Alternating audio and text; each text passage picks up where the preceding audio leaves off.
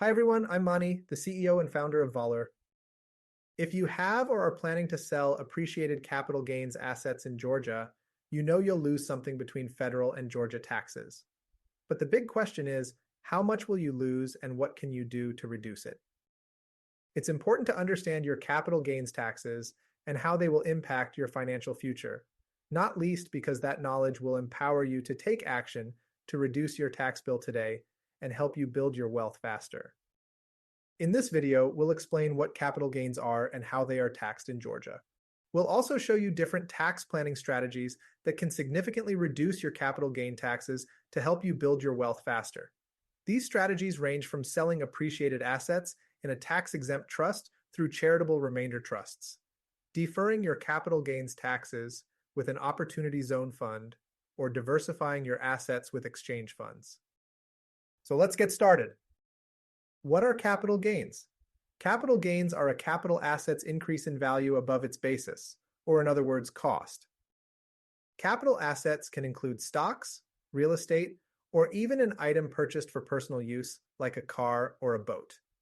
Basis is usually the price at which an asset was purchased, but for some assets, it might be a different amount. For example, if you renovate your house, your basis in the house will be the purchase price plus the money you spent on the renovations. Capital gains can be realized or unrealized. Realized in this context means acquired or received, so realized capital gains are gains that you have received by selling the asset. Unrealized gains, by contrast, represent a change in the value of an investment that you have not yet sold.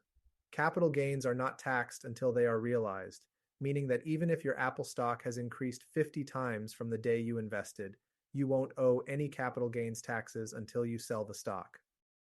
There are two types of realized capital gains for taxation purposes. Short-term capital gains. These are gains from selling assets that you've held for 1 year or less, while long-term capital gains are gains from assets held more than a year. Realized capital gains are typically subject to both federal and state taxes. The tax rate you will pay on capital gains will vary depending on where you live, your income, and the type of asset you sold. For federal capital gains taxes, short and long-term capital gains are taxed differently. Short-term capital gains, or assets held for 1 year or less before being sold, are taxed as ordinary income, while long-term capital gains are taxed at lower rates. In 2024, the federal short-term capital gains range between 10 and 37%. Federal long-term capital gains, meanwhile, are also progressive, and in 2024 range from 0 to 20%. You now understand how federal capital gains tax rates apply. What about Georgia capital gains taxes? The Georgia capital gains tax is also progressive, meaning the rate of taxation increases as taxable capital gain increases. In other words, different portions of the individual's capital gains are taxed at the different rates corresponding to the brackets they fall into. In 2024, the Georgia capital gains tax rates range from 1 to 5.75%. So, what would these numbers look like in the real world? Let's consider Jenna, a Georgia investor who purchased 7,000 shares of Apple stock in April 2019 at $50 per share. She decided to sell her shares in January 2024 at a price of $100 each.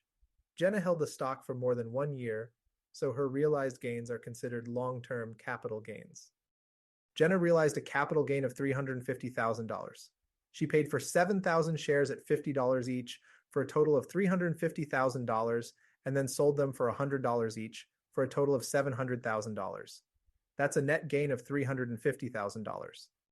She would pay a total of around $45,000 in federal long-term capital gains taxes for 2024, an effective federal tax rate of around 13%. Jenna would also pay Georgia taxes on her capital gains for around $19.9 thousand, or an effective state tax rate of around 5.7%. A quick counterfactual: if Jenna had sold her stock after holding for less than a year, her earnings would have been considered short-term capital gains, and she would have been subject to ordinary income taxes at both federal and Georgia levels. As you can see, capital gains taxes are a common burden that can significantly reduce your net earnings from the sale of an asset. Accordingly, it is critical to identify strategies that can reduce these taxes. Tax planning is a strategic approach designed to reduce a person's or a company's tax liability by leveraging various tax benefits and allowances. Different tax planning strategies can help you reduce your income tax liability. Here are the three we consider most advantageous. Sell appreciated assets in a tax-exempt trust. By setting up a charitable remainder trust or CRUT, you can sell your asset tax-free and receive a charitable income tax deduction of approximately 10% of the current value of the appreciated asset. This allows you to reinvest those tax savings and create more wealth for yourself. As an example, if you have your assets in a lifetime CRUT, you can take home 80% or more after taxes compared to not using one and selling your assets in a regular taxable account over the course of your life. Using an Opportunity Zone fund to defer your capital gain tax and potentially avoid taxes on your Opportunity Zone investment. Investors who have realized capital gains can roll those gains into an Opportunity Zone fund. If they do so within 180 days of realizing the gain, the following tax incentives are available. First, capital gains may be deferred until 2027, or in other words, you still have to pay the taxes, but don't have to pay them till later, allowing you to invest the owed taxes for a few years to create additional growth. You can also save even more through an adjustment in cost basis of your Opportunity Zone investment. If you hold the Opportunity Zone investment for at least 10 years, you can sell the fund shares and avoid federal taxes on the Opportunity Zone fund appreciation.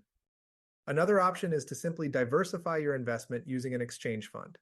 An exchange fund allows investors to contribute stock.